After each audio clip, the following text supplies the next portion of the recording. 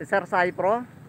Hindi siguro tatagal si Just Gab Channel sa YouTube o sa social media kung hindi dahil kay Sir Sai Pro Official. O sabihin natin si Sir Ken Prosiano Isaya. Kaya sa'yo Sir Sai, salamat sa mga pagtuturo mo sa akin.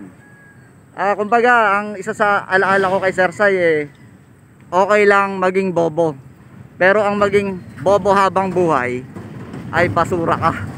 Yun po yun yun ang, kaya kumbaga minsan maging bobo okay lang, pero pag habang buhay tayong bobo, lalo na sa social media, hindi po obra kay Sir Sai yun. Hindi nyo natatanong si Sir Sai Pro Official o Sir Sai ay isa sa ugat o kaya ay mentor ko sa YouTube. Hindi tatagal si Just Gab Channel sa YouTube kundi dahil kay Sir Sai Pro Official. Kaya sa iyo Sir Sai,